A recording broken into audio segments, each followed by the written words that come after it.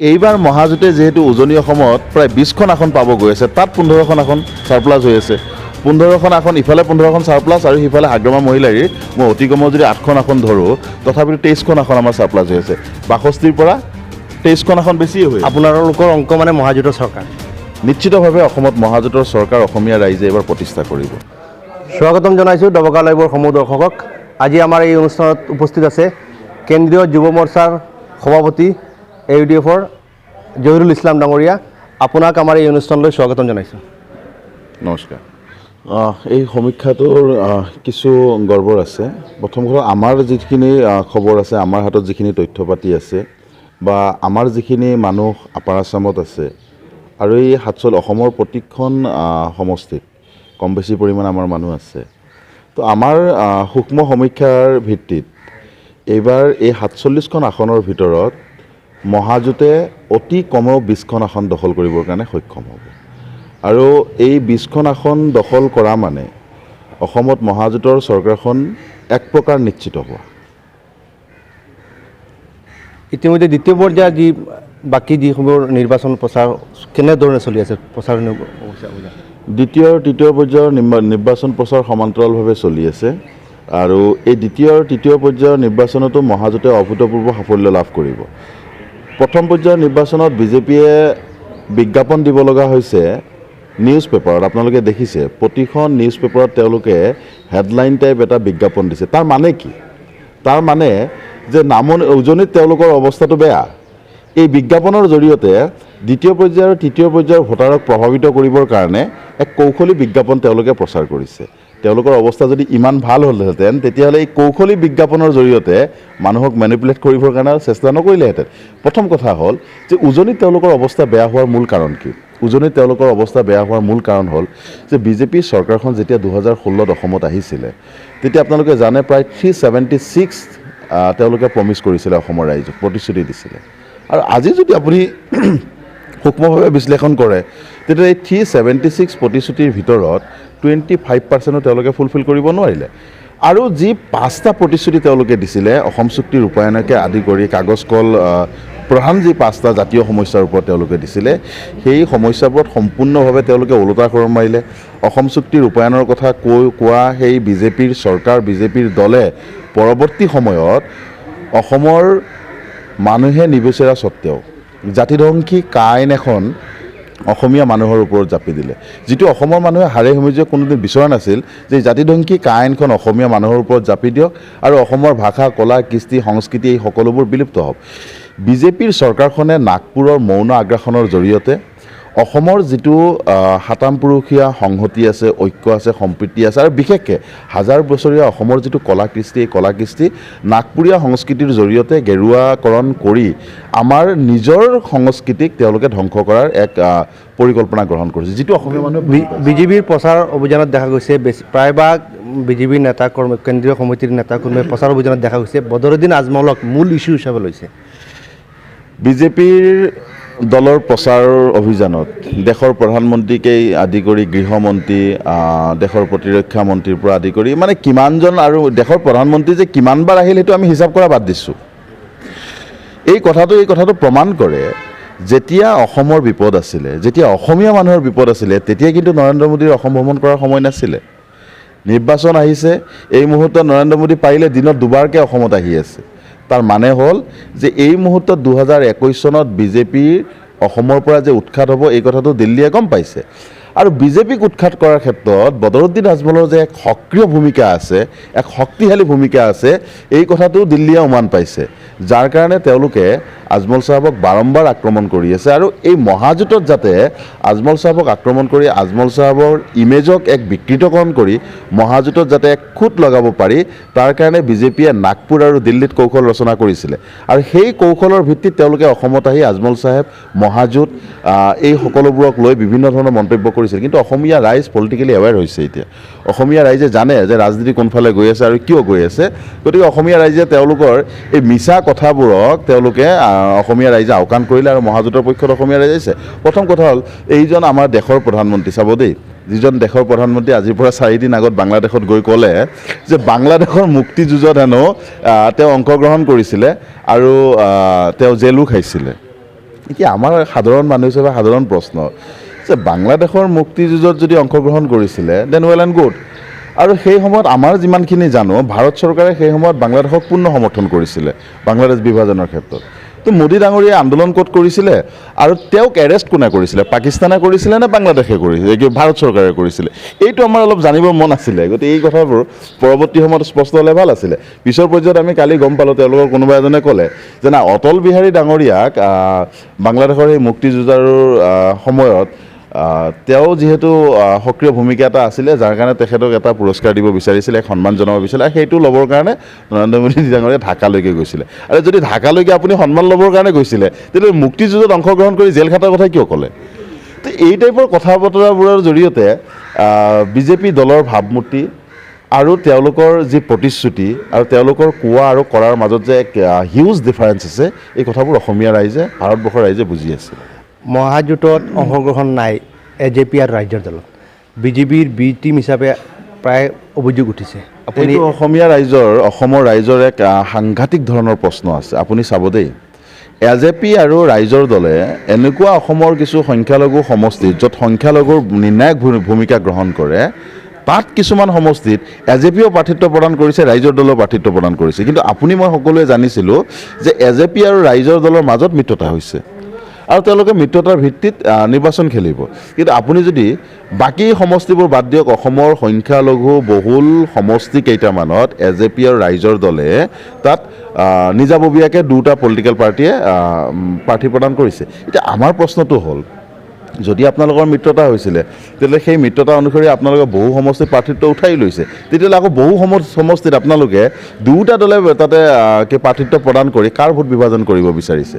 3 number কথাটো হ'ল যে মহাজোঁটে বাৰম্বাৰ আপোনালোকক এই মহাজোঁটত চামিল হোৱাৰ কাৰণে আহ্বান জনাইছিল। আপোনালোকৰ যিহেতু লক্ষ্য উদ্দেশ্য বিজেপিক প্ৰতিহত কৰা, মহাজোঁটৰো লক্ষ্য উদ্দেশ্য বিজেপিক প্ৰতিহত কৰা, আপোনালোকৰো লক্ষ্য উদ্দেশ্য জাতিধ্বংসী কা আইনখনৰ বিৰোধিতা কৰা, আমাৰো লক্ষ্য উদ্দেশ্য জাতিধ্বংসী কা আইনখনৰ বিৰোধিতা কৰা।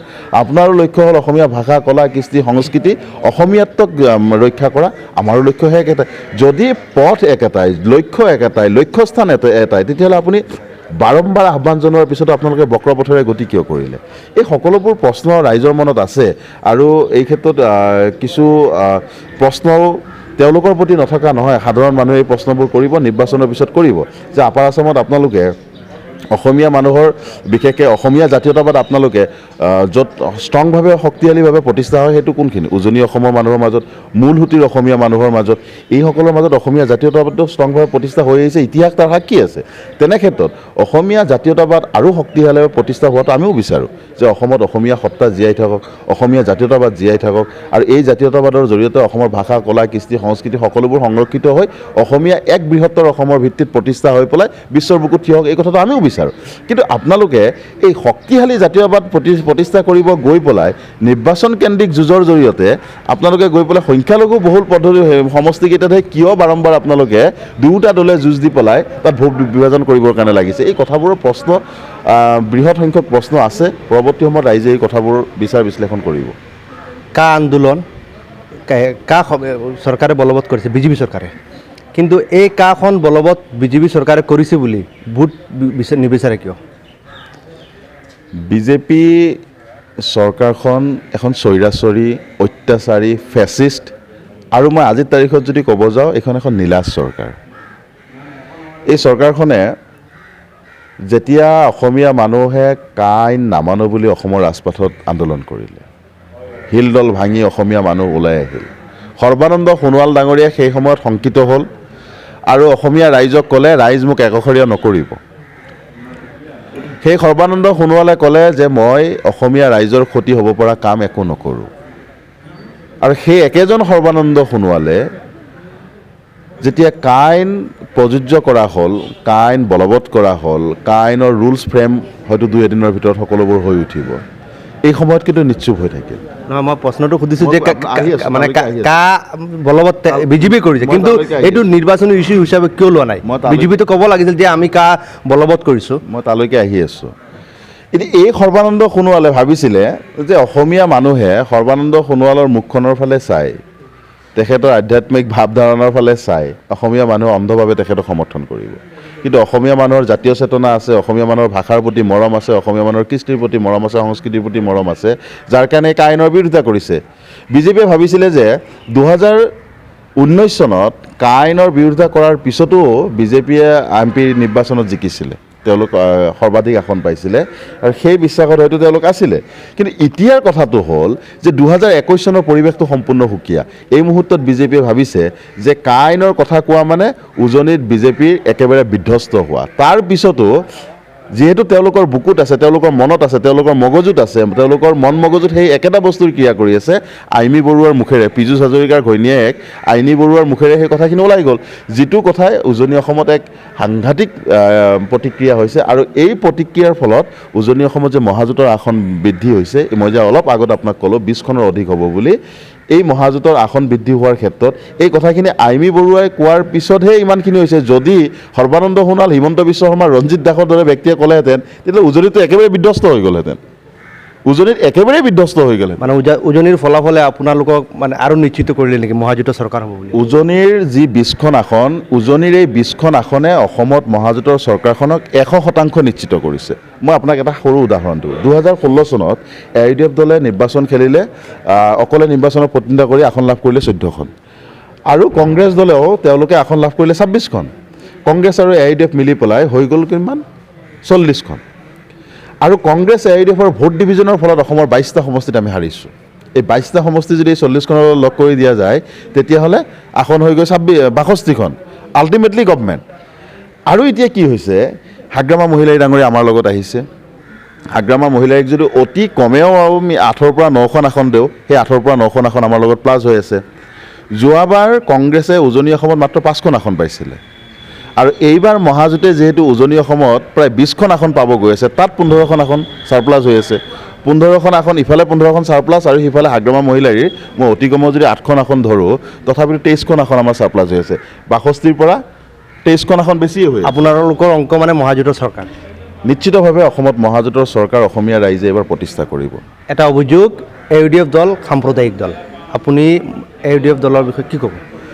যদি অসমৰ বঞ্চিত লোকৰ কথাখিনি কোৱা সাম্প্ৰদায়িকতা হয়, যদি এটা সম্প্ৰদায়ৰ উত্তৰণৰ কথা কোৱাটো যদি সাম্প্ৰদায়িকতা হয়, যদি শাসক পক্ষই এই বঞ্চিত লোকসকলক কৰা শোষণৰ প্ৰতিবাদ যদি অসম বিধানসভা, দিল্লীৰ পাৰ্লিয়ামেণ্টত উপস্থাপন কৰাটো যদি সাম্প্ৰদায়িকতা হয়, বৈষম্যমূলক আচৰণ কৰাৰ বাবে সেই বৈষম্যমূলক আচৰণৰ প্ৰতিবাদ যদি অসম বিধানসভা আৰু দিল্লীৰ পাৰ্লিয়ামেণ্টত উত্থাপন কৰাটো যদি সাম্প্ৰদায়িকতা হয়, দুৰ্যোগম সময়ত মানুহক সহায় কৰাটো যদি সাম্প্ৰদায়িকতা হয়, শিক্ষাৰ বহুল প্ৰচাৰৰ কাৰণে আজমল চাহাবৰ অসমত 70খনকৈ কলেজ বনোৱাটো যদি সাম্প্ৰদায়িকতা হয়, যেতিয়াই মানুহৰ বিপদ হৈছে সেই বিপদ হোৱা মানুহৰ পক্ষত থিয় হোৱাটো যদি সাম্প্ৰদায়িকতা হয়, বাগজানবাসীৰ ওচৰত থিয় হোৱাটো যদি সাম্প্ৰদায়িকতা হয়, তেতিয়াহ'লে মই বিশ্বাস কৰোঁ মই তেনেকুৱা সাম্প্ৰদায়িকতাক সমৰ্থন কৰিম, আৰু আজমল চাহাবেও তেনেকুৱা সাম্প্ৰদায়িকতা কৰি গৈ থাকিব। শেষত আপুনি কি আহ্বান জনাব ৰাইজলৈ? ৰাইজলৈ এটাই আহ্বান যে অসম হিন্দু আৰু মুছলমানৰ এক সম্প্ৰীতিৰ স্থল। এইখন অসম য'ত গুৰুজনা শ্ৰীমন্ত শংকৰদেৱ, য'ত বড়োফা উপেন্দ্ৰনাথ ব্ৰহ্ম, কালীচৰণ ব্ৰহ্ম, ভীমবৰ দেউৰী, ৰংবং তেৰাং, আজানদেও চাহেব, উছমান আলী ছদাগৰ, ইমৰান শ্বাহ, এইসকল পুৰোধা ব্যক্তিৰ আদৰ্শ আৰু চানেকিৰে অসমত থকা বাকী জাতি জনগোষ্ঠীৰ স্বনামধন্য ব্যক্তিসকলৰ আদৰ্শ আৰু চানেকিৰে যি বৃহত্তৰ অসমৰ পৰিকল্পনা বিজেপি চৰকাৰ অহাৰ আগতে অসমীয়া ৰাইজে কৰিছে, এই বিজেপি চৰকাৰক অসমৰ পৰা পৰাস্ত কৰি অসমৰ পৰা খেদি পঠিয়াই অনাগত সময়ত অসমত থকা বিভিন্ন জাতি জনগোষ্ঠীৰ পুৰোধা ব্যক্তিৰ আদৰ্শ আৰু চানেকিৰে এখন বৃহত্তৰ অসম হওক, আৰু এই বৃহত্তৰ অসমখনত প্ৰতিটো জাতি জনগোষ্ঠীৰ যি কৃষ্টি সংস্কৃতি, এই কৃষ্টি সংস্কৃতিৰ ঝংকাৰিত হওক, আৰু সেই ঝংকাৰিত হৈয়ে বৃহত্তৰ অসমীয়া জাতি বিশ্বৰ বুকুত প্ৰতিষ্ঠা হওক, সেয়ে আমাৰ আহ্বান। এয়া আমাৰ আজিৰ অতিথি আছিল AIUDFৰ যুৱ মৰ্চাৰ কেন্দ্ৰীয় সভাপতি জহিৰুল ইছলাম ডাঙৰীয়া। আপুনি আমাৰ এই অনুষ্ঠানত উপস্থিত থকাৰ বাবে আপোনাক ধন্যবাদ জ্ঞাপন কৰিছোঁ। নমস্কাৰ।